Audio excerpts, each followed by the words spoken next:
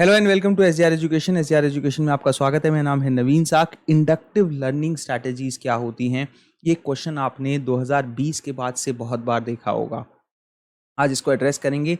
वैसे तो मैंने जो पहला कॉन्सेप्ट कराया था ना, कॉन्सेप्ट अटेनमेंट मॉडल, तो वो भी इंडक्टिव लर्निंग का ही पार्ट था।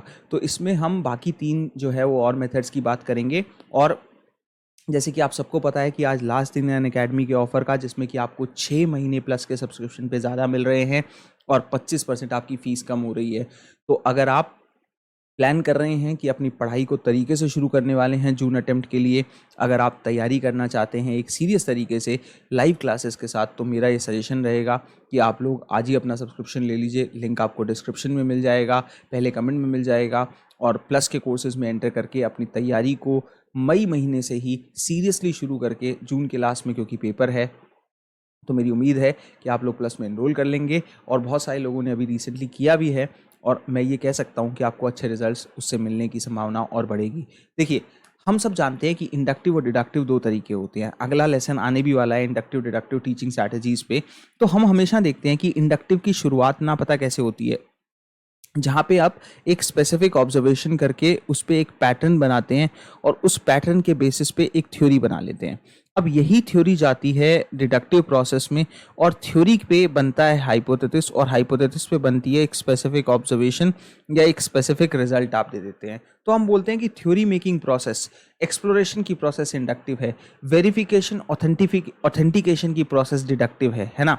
तो जितनी भी केस बेस्ड लर्निंग होती है, या इवन जो मॉडल मैंने अभी आपको करवाया था कॉन्सेप्ट अटेनमेंट मॉडल, वो भी इंक्वायरी बेस्ड मॉडल की तरह इंडक्टिव स्ट्रैटेजी का ही मॉडल है, जहां आप चीज़ों को एक्सप्लोर करते हुए, डिस्कवरी करते हुए चीज़ों की जो है उसको एक थ्योरी या जनरलाइजेशन के कॉन्सेप्ट तक लेके जा रहे हैं। तो जितनी केस बेस्ड लर्निंग होती है, जहाँ पे आप ज़्यादातर देखते हो कि we often use a case study in higher education management schools, तो लर्नर क्या करते हैं, कॉर्पोरेट सक्सेस के, एंटरप्रेन्योरशिप के, कहानियों के, इंडिविजुअल सक्सेस के, क्राइसिस मैनेजमेंट के केसेस को पढ़ते हैं। और फिर जो लेसन्स उनको जो है वो पढ़ाए जाते हैं, वो रियल लाइफ एग्जांपल्स पे बेस होते हैं, और वो पावरफुल होते हैं, इम्पैक्टफुल होते हैं, और फिर उन्हें यूज़ किया जा सकता है और फील्ड में भी। तो लॉ और मेडिसिन में भी जैसा होता है कि एक केस को फिर रेफरेंस के तौर पे बाकी केसेस में यूज़ किया जाता है।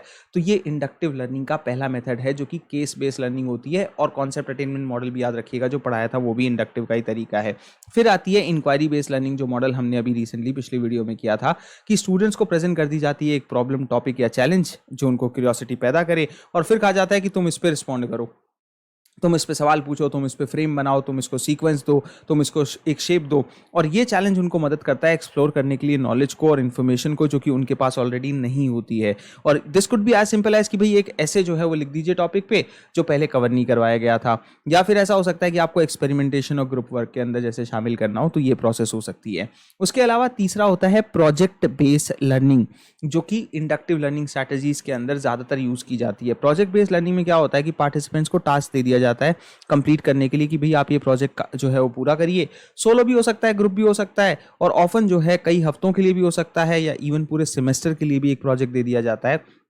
इससे क्या होता है, स्टूडेंट्स को ये अपॉर्चुनिटी मिलती है कि वो उस पर्टिकुलर प्रोजेक्ट में जो है अपने प्रॉब्लम सॉल्विंग स्किल्स को रिफाइन करते हैं, यूज़ करते हैं और उसे कंप्लीट करते हैं। ये एक बड़ा पॉपुलर तरीका है क्लासरूम्स के अंदर, जिस तरीके से स्पेशली पोस्ट ग्रेजुएशन में या मैनेजमेंट स्टडीज़ में ये दिया जाता है। तो जो कोर है इन सभी मॉडल्स की, इंक्लूडिंग जो ब्रूनर का कॉन्सेप्ट अटेनमेंट मॉडल है, वो इसी बात में है कि लर्नर्स का बेनिफिट हो, नॉलेज उनके खुद के एक्वायर करने से लर्नर का बेनिफिट हमेशा ज़्यादा होता है।